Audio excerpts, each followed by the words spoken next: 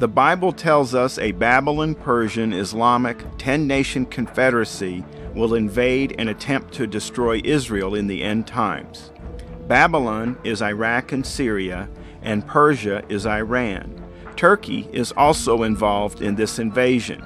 God tells us about this future invasion of Israel in Ezekiel chapters 38 and 39. There are two invasions. The first invasion will occur after the Jewish remnant returns to Israel in 1948, and they have prospered and live in peace. Persia will lead this invasion along with other Islamic countries such as Put, which is Libya today, and Kush, which is the Arabian Peninsula today. Beth Togarmah, which is Turkey today, will also be in this invasion. Every country listed by Ezekiel is an Islamic country today. The Bible tells us this invasion is led by Gog. We know that Gog is from the far north, and also Beth Togarmah is from the far north. Beth Togarmah is Turkey today, so it is likely Gog is a leader that comes from Turkey. The Bible also tells us Gog is killed in this invasion. This is what the Sovereign Lord says. I am against you, Gog, chief prince of Meshech and Tubal. Persia, Cush, and Put will be with them, all with shields and helmets, also Gomer with all of its troops, and Beth Togarmah from the far north with all its troops, the many nations with you. In future years you will invade a land that has recovered from war, whose people were gathered from many nations to the mountains of Israel, which had long been desolate. They have been brought out from the nations, and now all of them live in safety. You and your troops and the many nations with you will go up, advancing like a storm. You will be like a cloud covering the land. The Bible tells us a great deal about this Islamic alliance in both Daniel and Revelation. In the book of Daniel, Nebuchadnezzar had a dream of a statue with 4 parts, and Daniel had a dream of 4 different animals. In each dream, the 4th and final kingdom replaces the first 3 and is built out of the first 3. The first empire was Babylon, and was the gold head in Nebuchadnezzar's statue dream and the lion in Daniel's dream. The second empire is Persia, shown as silver in the statue and a bear in Daniel's dream.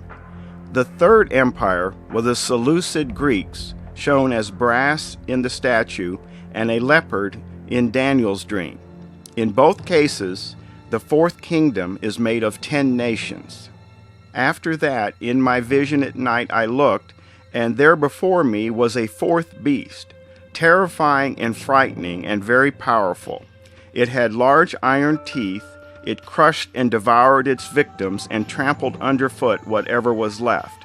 It was different from all the former beasts, and it had 10 horns. When Daniel says this kingdom is different, he means it is not a single nation, but rather a movement that does not recognize any national boundaries. Daniel also tells us the 4th kingdom is a divided kingdom. Islam is divided between Shia and Sunni groups. Persia is a Shia Islam country, and Shia Islam is taking over in Iraq and Syria. We hear much about ISIS in the news today, but ISIS is Sunni and will be replaced by Shia groups linked to Iran, such as Hezbollah in Iraq and Syria.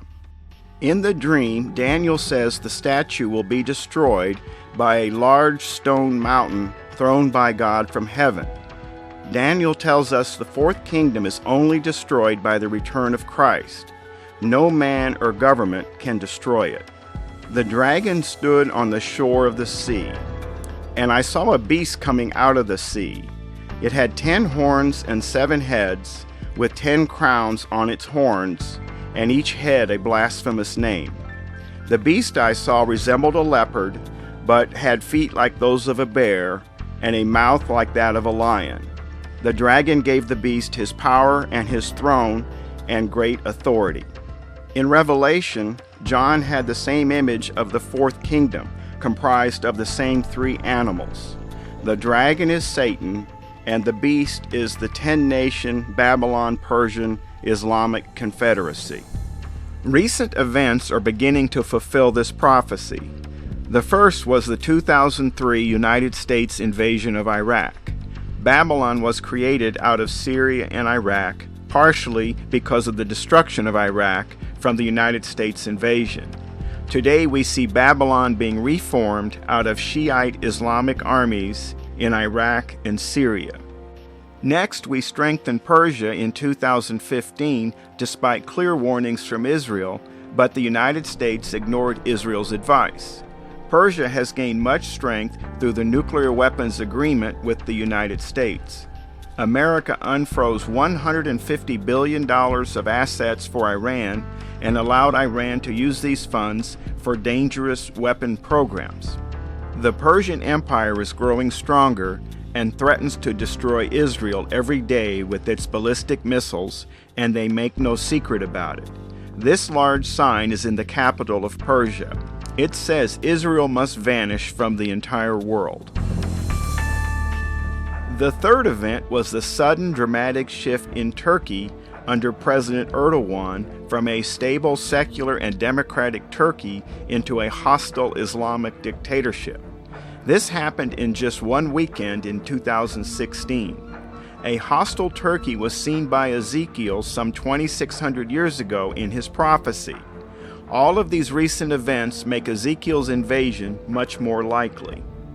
It is likely that the attack will involve nuclear weapons. God tells us in Ezekiel 39, after the invading army is destroyed, Israel will go out and use the weapons for fuel. For 7 years they will use them for fuel.